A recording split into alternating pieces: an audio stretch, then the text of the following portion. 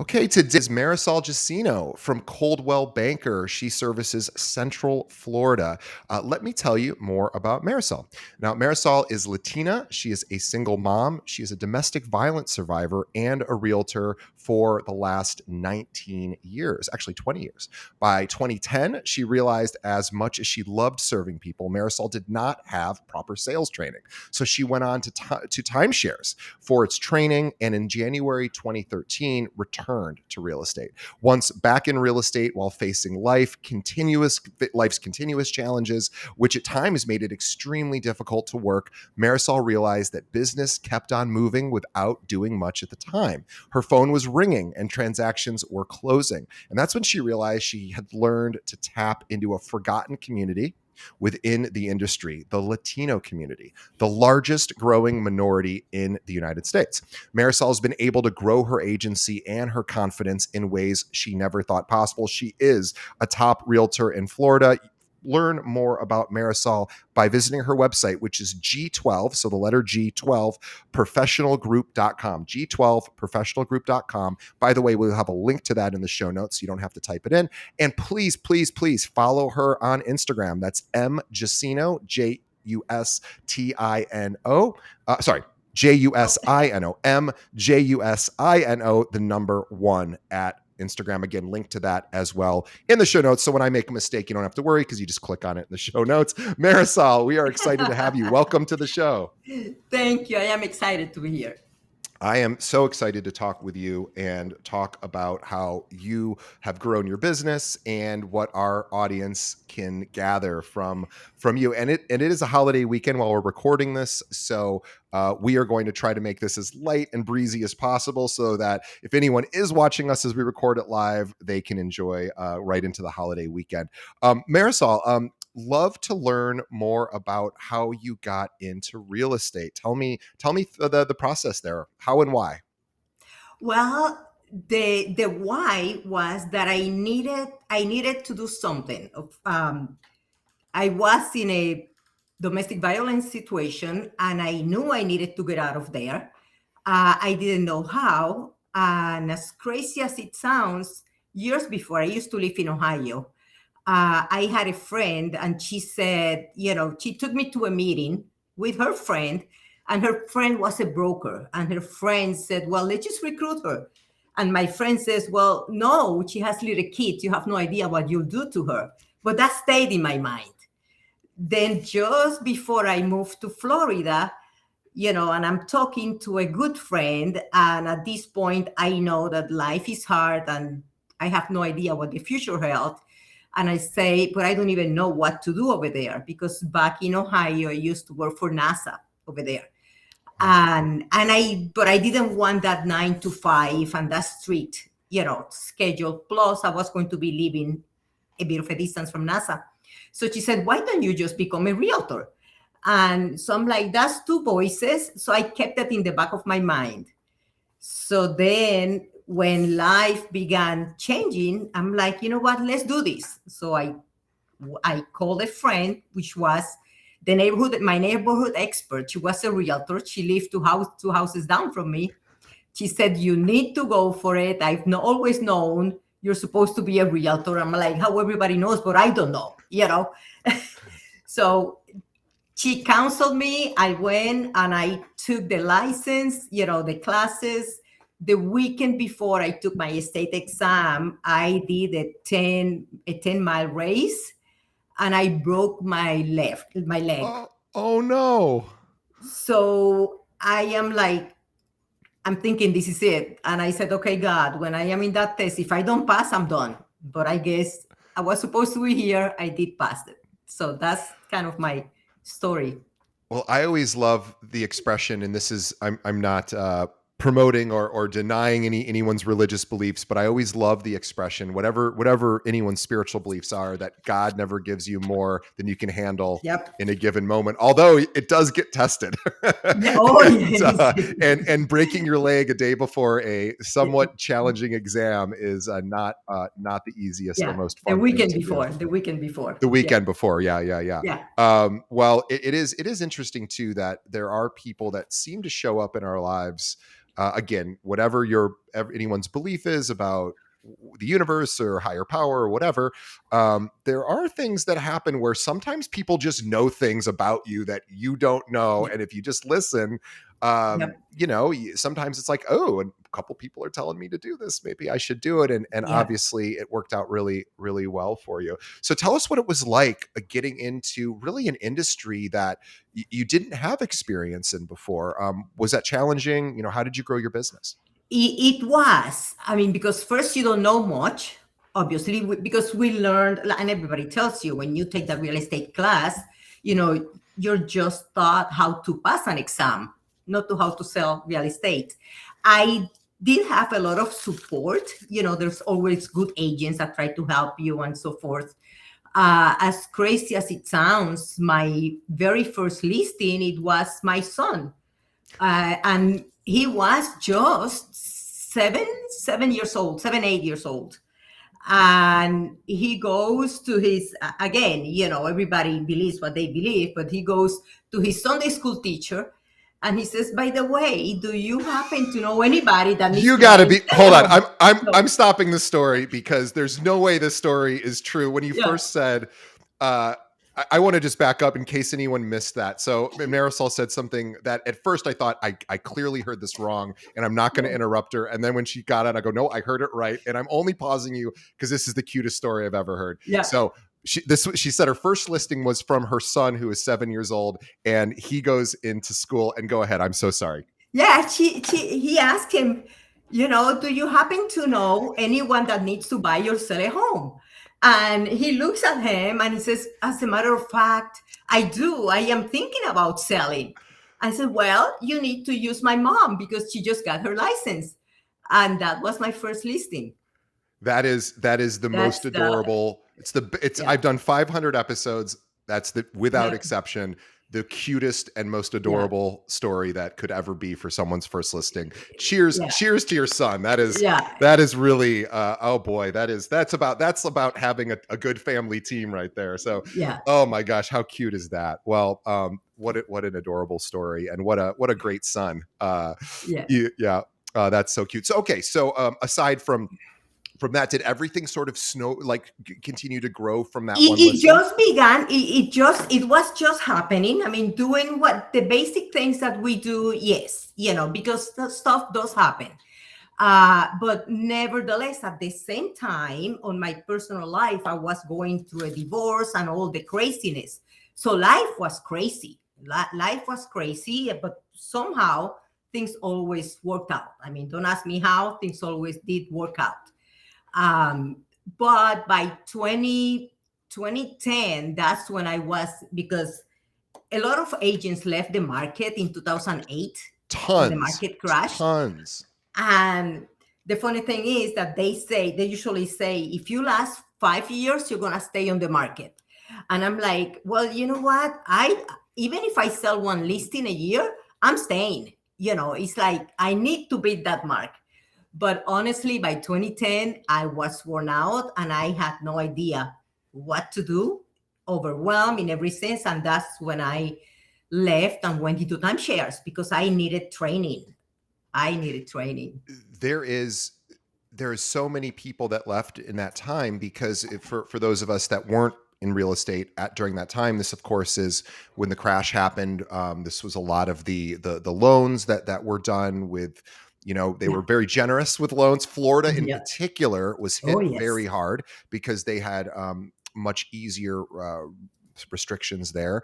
And so, and like every third or fourth person in Florida had a real estate license at that time. It Yep. was some crazy statistics. So everybody had a Mhm. license. People were making money hand over fist, and they were just selling and reselling properties. Yes. And then of course the collapse happened, and it was devastating for many people. So I love the fact that you at that point said, I really could use more training. And, the timeshare world, despite what anyone might think about that type of business, the salesmanship that is Yeah. taught in those rooms for those companies is beyond impressive because it Yes. it works. Yes, it does. They're training. And when young people come to me and ask me, what should I do? I'm thinking about joining real estate. And my advice is always, please do it, get the license, go sell timeshares for a few months. Yeah, Because then it's if you yeah. go in, you'll be awesome. Well, and those are particularly tough because and I know like my parents used to do this when they were younger, when they maybe didn't have as much money, but they would have somehow they would be on lists where they would get flown to like Las Vegas, and they would go for get free room and maybe a free hotel or sorry free airline, I'm not sure, and you'd have to sit through a presentation, but most of the people in that room are doing the same sort of thing. They don't really want to buy a timeshare. So it's a No. very difficult sale because, if the person's ready to buy, it's great. But the vast majority of people just want the freebie. And Yep. so it does make it Mhm. a challenge. And there's a lot of objections to overcome. And Yeah. you're asking for a lot of someone's money. And it's a very, very difficult sale. So I think you're right. There's the sales training there has got to be just Yeah. amazing. It sure is. Yeah. Okay. So you were in timeshares. You got the sales training, and then you decided eventually to return to the traditional Yes. brokerage world. Yeah. Yeah. Well, after I left timeshares, and I am like, because I had said to myself, I don't know if I can do this. And I'm thinking, what do I do with my life? And I received a call from a former client, and he says, listen, I don't know why on earth I'm making this call, but I need to talk to you. And I'm like, well, you tell me. And he says, call me crazy, but you need to go back to real estate. He says, you were born for that. You need to go back. And I just smiled because at that point I was actually coming from meeting with a broker.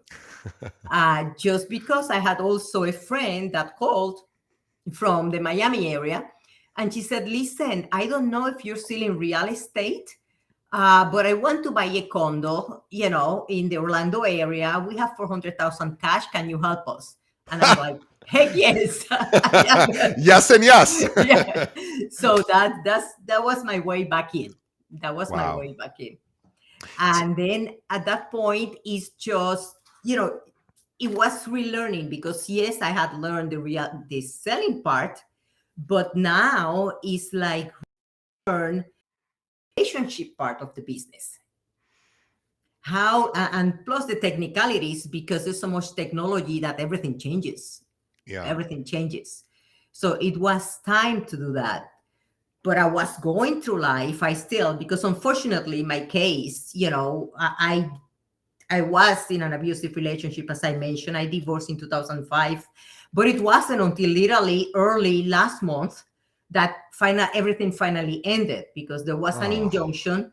So it's been really a drain. So it's just at sometimes you wonder, and that's when I noticed it's like, hold it. I mean, I'm still making it. Things are happening. Even in the worst days, there's always the ball is still rolling. yeah. And that's when I'm like, but what is it? And I began looking at my book of business, and it's referrals of referrals of referrals. Yeah. I mean, 2 years ago, I closed my first buyer. I closed them all over again, you know. So it's like Amazing. that referral book. When you Yeah. stay in touch with them, and when you do what you're supposed to do, Yeah. they stay loyal. They do. And first, I also want to honor you for sharing about your the challenges you've faced and the victimization that happened to you, and the fact that you were dealing with that not only while it was happening, but for about 17 years or Yeah, 18 years 18. after. Mhm. 18 years. I mean, that is a heavy, heavy bag to carry Yeah. around, and it is not an easy thing. So I honor you for carrying that bag for as long as you did. I know that can't possibly be easy. And also a good reminder, I think, to anyone out there that knows of maybe somebody that's in a similar situation, that is currently in a similar situation, and maybe the person's afraid to leave because maybe they don't think about how they don't understand how they could support themselves if they were to leave a relationship, and maybe they think, well, it's better to be in even an abusive one than non-abusive one, because at least I can pay the bills in this abusive one, which of course, is not a great place to be. And to sometimes it's just a couple of people to say, hey, I think you can do this. And Yeah. so it's a great reminder to encourage people who are trapped or who feel trapped in those sadly abusive relationships to maybe see a pathway out. And so I Yes. honor you for sharing that. We have thousands and thousands of listeners.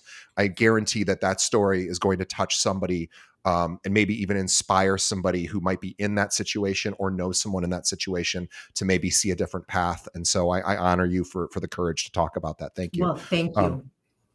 and I also want to talk about the Hispanic market, because I know that here in Chicago, which is where I'm located, we have a large Hispanic population, and there is a tendency, because we have about 800 agents here at our own company.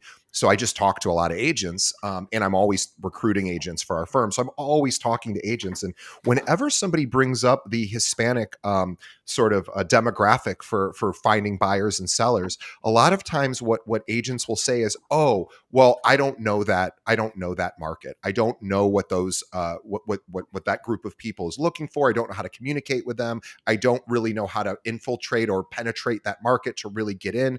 And so I would love any just information or advice you might have, because you're right, it is the largest minority minority group growing at the fastest rate in our country. So it's important to certainly not ignore that group, but Yeah. learn maybe how to better communicate with that group and understand what their needs and desires are. So I'd love to hear more about that.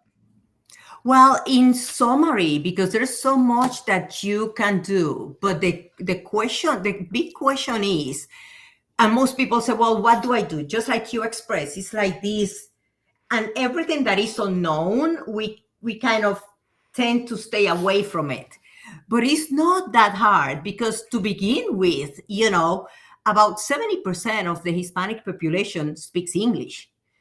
Right. So that's one thing. Yes, will it help to speak Spanish? Well, of course it will. But if you don't speak Spanish, um, chances are your buyer or seller will speak English. There's a big chance.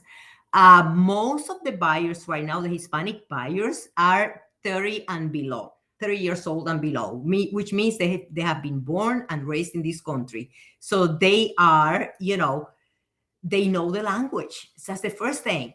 But that's about English. That's about talking about English or Spanish. But knowing the Hispanic or the Latino language, it really is more than is it English or Spanish. It's how do we communicate? What's going on in there? It will help, of course, to know a little bit of maybe the basics, because you gain trust when you speak about the basics. When you say a few words in Spanish, like most people will say, well, I took Spanish when I was in high school. That's really, really sweet, but I have forgotten all about it.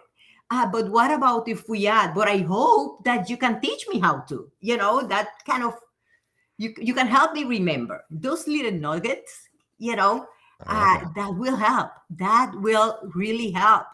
Um, and it's also the respect, you know because when you are honest, because honesty will be the best policy. You have to be honest. If you are not, if we don't perceive that you're being honest, you'll be treated nicely, but that there's going to be a wall. And if so happens that you do a transaction with that person, that's the end of it. That's the beginning and the end. Yeah. Sometimes, as crazy as it sounds, it might be even better not to do the transaction, but keeping the relationship. Yeah. You Maybe know, even referring it to an agent who really is immersed into that community. Mhm. Because it's the transparency and explain the processes from A to Z.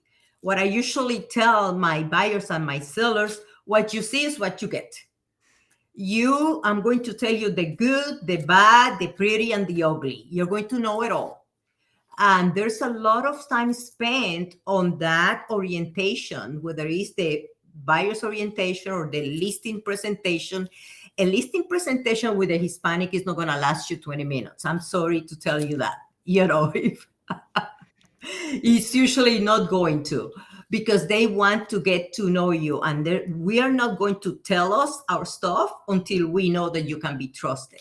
Ah, that's really interesting. So I was while you were talking about that, I was thinking. I know here in Chicago, there are a tremendous number of Hispanic cultural events. There are places where Hispanic people gather.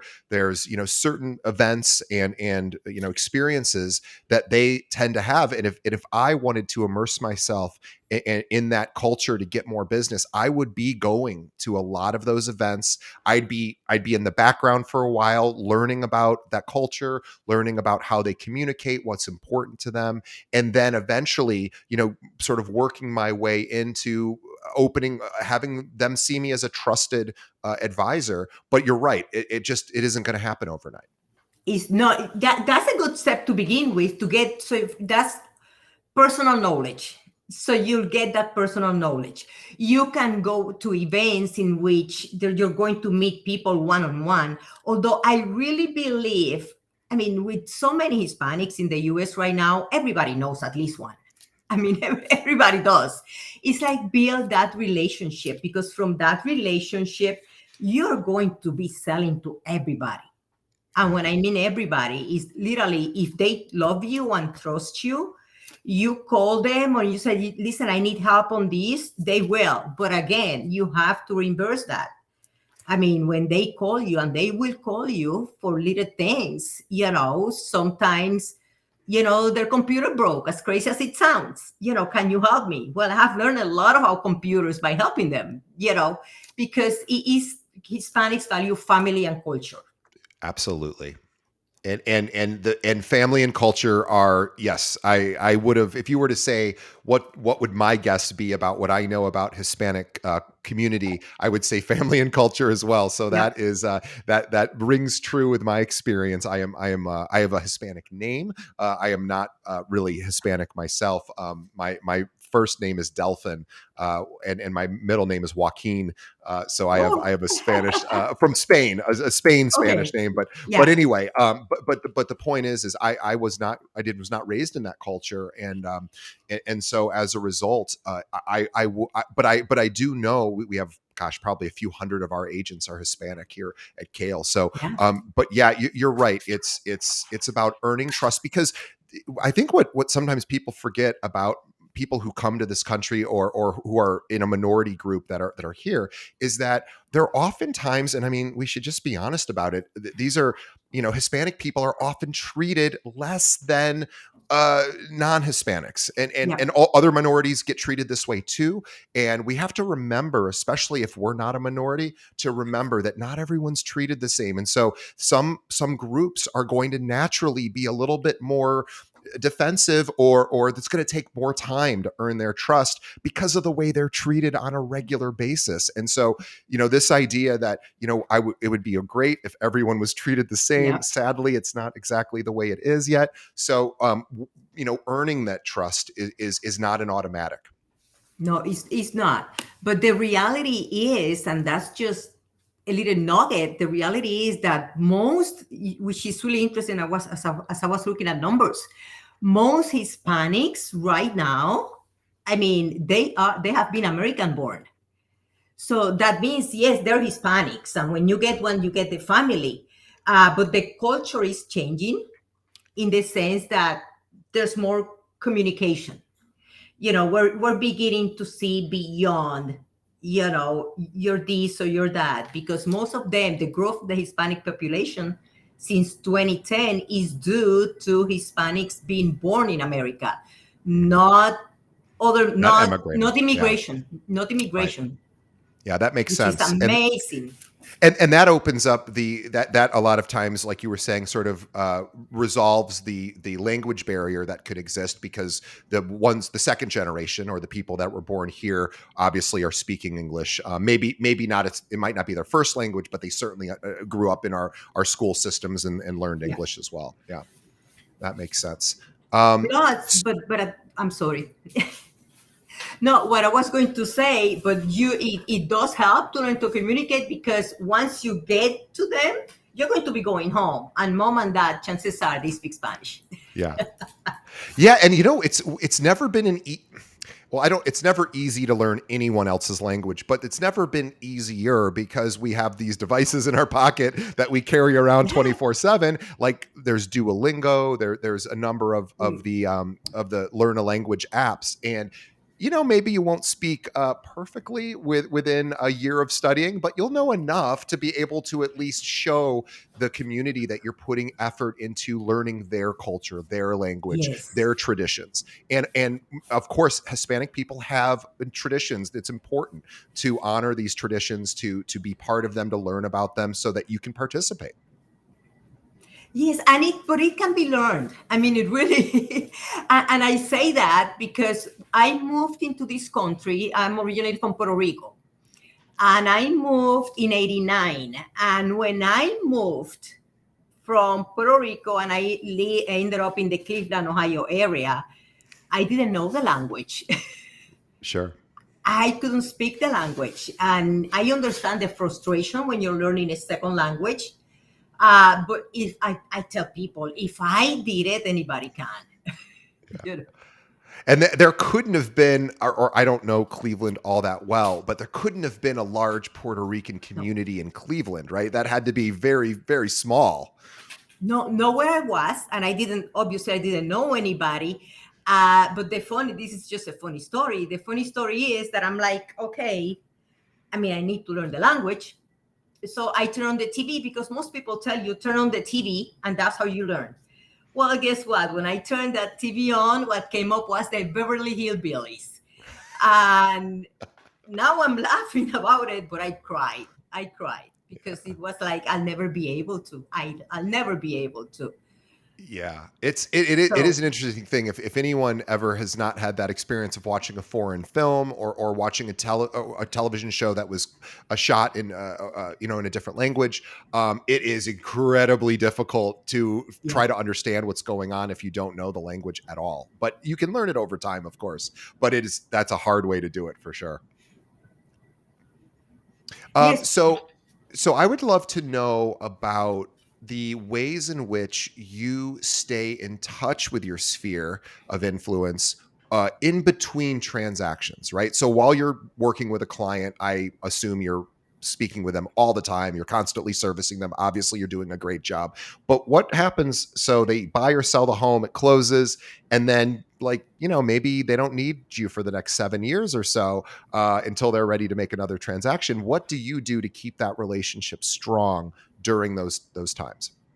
Well, if it's the first time I've done a transaction with that person, I let them know throughout the process. Listen, this is coming to a close, but I'm not going anywhere.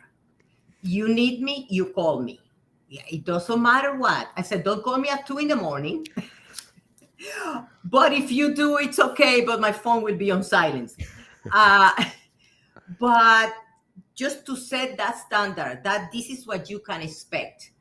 And then every now and then is more than the phone call than anything else. Because yes, we're taught to put everything in the CRM and send this and send that. And you know what? Most people will not look at it. It will end up in the spam folder, or they will unsubscribe. It's especially with the Hispanic client. And funny enough, I am the same way. So this is how I realized how it was going on, because in my case, it's kind of the opposite. When I was getting into the American culture, so that's when I realized, but hold it, this is how I felt. This is what I was going through. Wow. And there's a quote that says, show me how much you care, and then we can talk. And it's literally the same thing. It literally is the same thing. Is be there. Yes, you'll be Yeah. invited to the birthdays. You'll be invited, to everything. Something is going on. Sometimes to big decisions. Sometimes big decisions are being made, and you're called. Listen, what do you think about this? And it is an honor. It can be scary. it can be scary, but I always tell people I will never tell anyone what to do. But what does your heart tell you? But you will be asked, because they will see you as that contact, as that person, and your phone will ring. There were times in my worst times in which it's like, okay, what's going to happen in here? Because I didn't have the mind to do anything and overwhelmed and so forth. And the phone rings, and you talk and check it. I haven't heard from you in a while. So it's really funny because it works the opposite way. If it's been a while and you haven't made contact, you will be called because they want to know, why haven't you called? So Yeah, it's sweet. It's really I, sweet. I love that, and I want to make sure that you made a very important point that I believe you made a very important point. I just want to underline it, which was, sending out email newsletters, which is very common, and I'm not here to tell you not to do that because I think there's a reason to do that, and I think there's a good reason to do that, but is that necessarily going to demonstrate to a client that you care about them? No, it's just going to demonstrate that they're on your email list and you're still in the business. And that's okay. If that's the intention, if the intention is like, oh, this is all I need to do to stay in contact with somebody is send them a newsletter. No, that's probably not going to demonstrate to anybody that you care about them. It's just going to demonstrate that you're still in business. So like you were saying, I love that you said, hey, the transaction's completed, but I'm not going anywhere. And in fact, when you need anything related to your home or anything at all, you reach out to me. And if I can't do it, I'll get you to the right person that can. That's how you demonstrate care. And that's what everybody really wants. We don't really want another email newsletter, but it's okay to do it. Just don't make that the only thing you do. And don't think that demonstrates care. It doesn't. It just demonstrates that you're a decent marketer, but it doesn't Yeah. necessarily mean that you're helping anyone. And the best, that is basically set them up and forget them. That's the way I see it. And Oh, that's the way. and that's the way everybody feels when they get those emails. You don't feel special for getting an No, email. In even if fact, it's a happy birthday.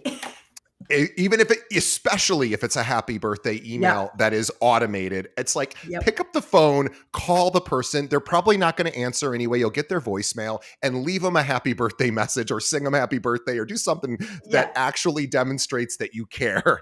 And that goes a million miles further than even, look, a text is better than an email, but a phone call, we still all love to hear somebody who, now we don't always maybe like to talk on the phone, but we love it when people reach Yep. out and say, hey, I'm thinking about you. Happy birthday. Yep. That's correct. Yeah, it's so much about demonstrating care, isn't it, to the client? And that's the bottom line, which is, it works in reality. It works with any transaction. It really works with any client.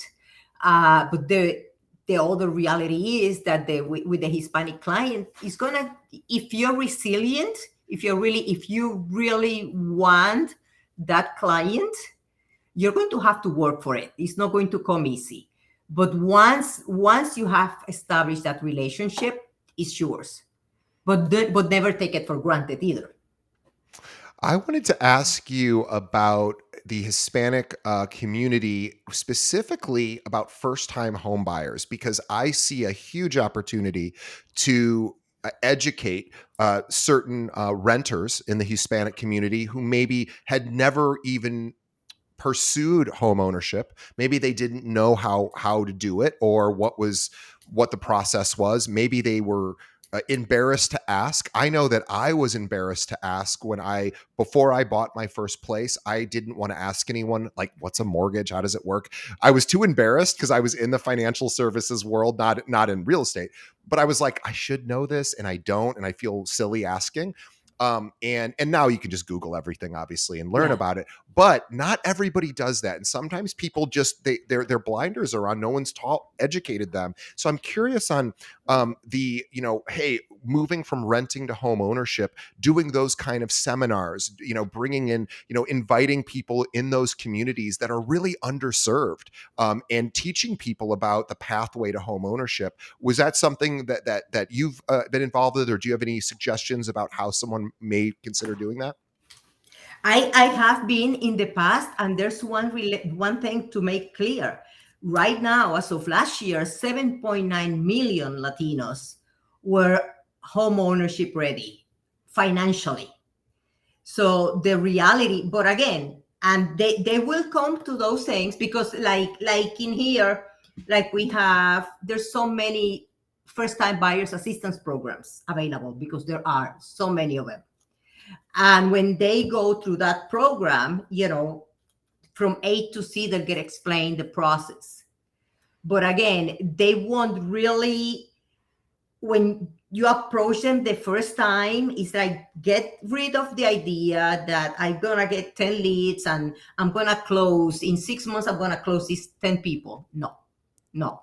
Because the same process, you just got a heads up, a head start, but you're going to start that process of developing that relationship. And you can explain the process from A to Z, but if you did not build that trust, they're going to go find someone that they will trust.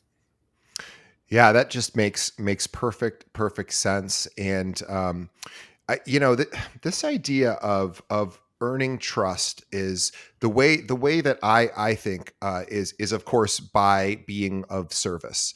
And I've always felt that the Hispanic community, because they put so much emphasis on family, and again they are historically have not been treated well by people who especially first generation, have a language barrier, obviously Mhm. cultural barrier, and just being seen as maybe even a threat to our country. Some people see Hispanic people as a threat, which is Yeah. unfortunate, but it is a reality that Hispanic people still sometimes have to deal with. And so this is really important to understand that history for anyone that really wants to serve that community, because to understand their history means you can empathize or sympathize and really get a better sense of the challenges that community faces, so that you can be of better service, that you can feel for the struggles that they've had. And the reality, another thing to view is, what I have learned, and I'm sure everybody that's watching right now has learned as well, is, the issue is never the issue. Plain and simple. The issue is never the issue. So if something is happening, if I get upset, it's not the client, it's me. So I better go and find out what got triggered in me. So don't personalize, just professionalize and keep it up. You were reminding me. I'm going a little bit off script for a moment. Not that we're on a script, but just off the conversation. You just reminded me of a very smart thing that I've heard is spoken about in the 12-step rooms, which is, so if anyone's familiar with 12-step programs, one of the lessons that is learned in that room was people get sober, or they stop doing these problematic behaviors and find a supportive community to help them through whatever addictions they might have.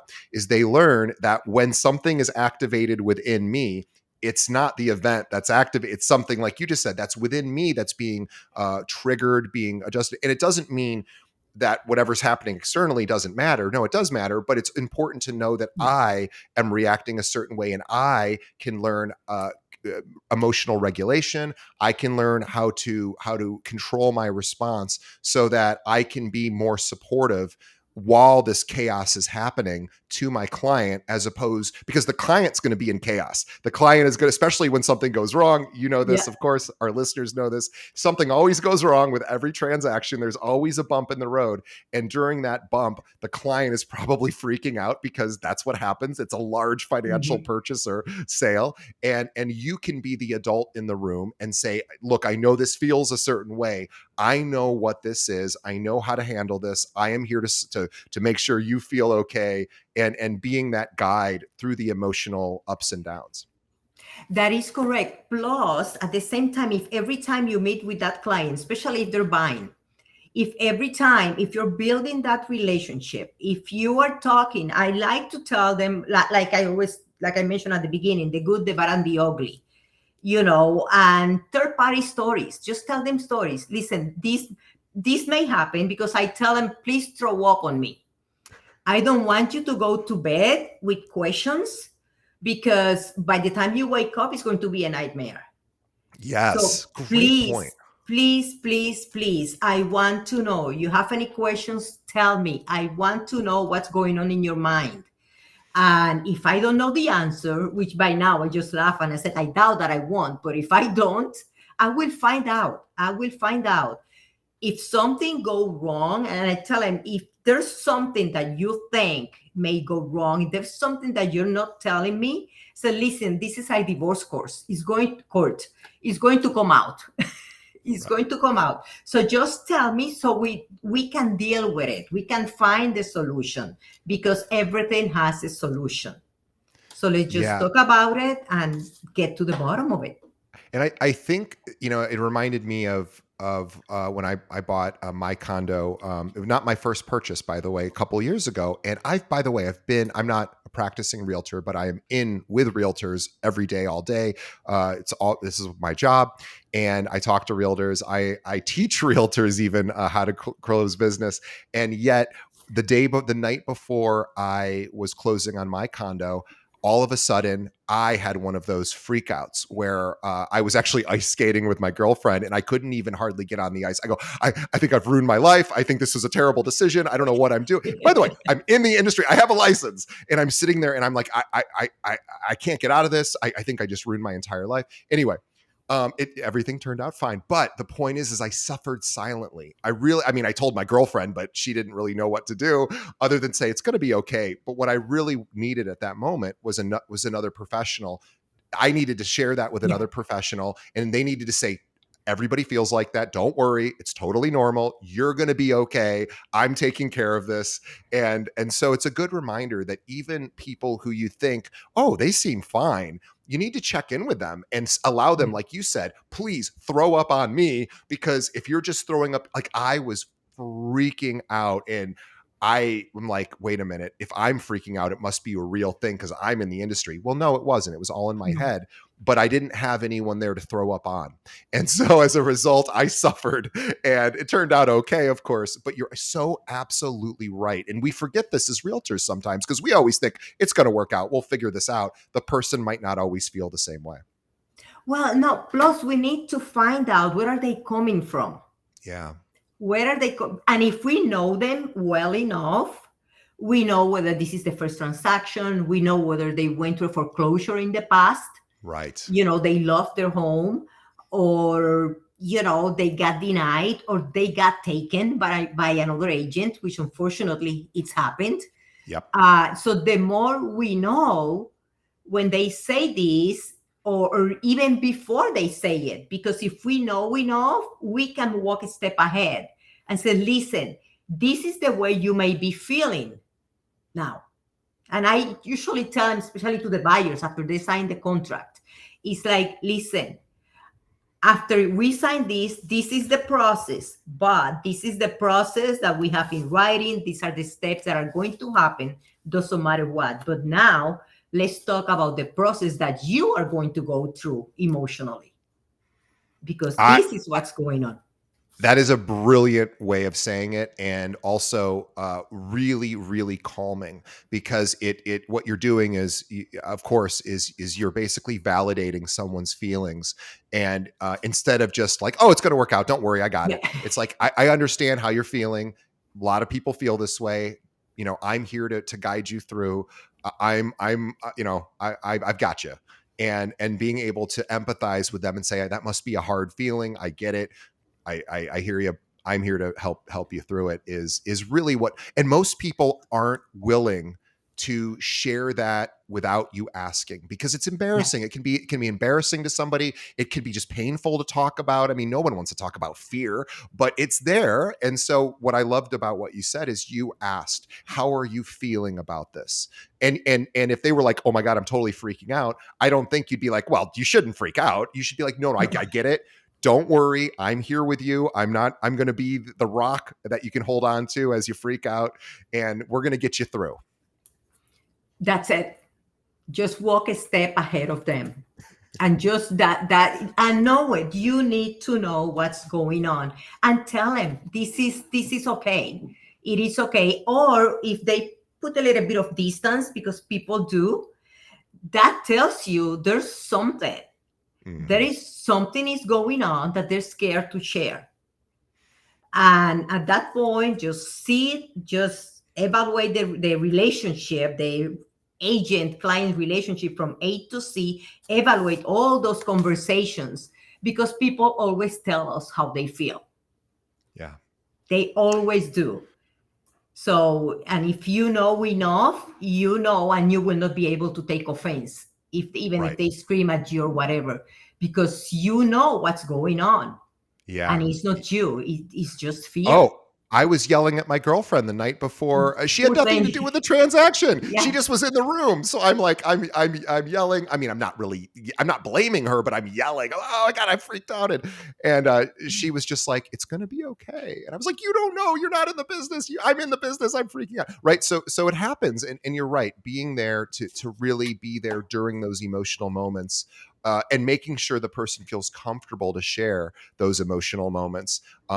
Boy, they're going to tell everybody about you if you help them during those tough emotional moments, and that they feel comfortable enough to share. They're going to tell everybody, Mhm. oh my gosh, my Yeah. realtor is the greatest. Yeah.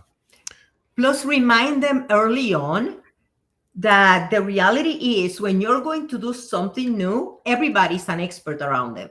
Because I tell them, now you're going to go, you're going to tell someone that you're going to buy a house, everybody's going to be an expert. And I said, and people are well intentioned, people are come from a Yes. good heart. But the reality, and I tell them, like, for example, and I use the pimple story. For example, if you get a pimple, everybody's telling you how to get rid of it.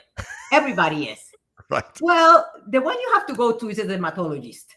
Right. Go to the expert, you know, because you can end up burning your face.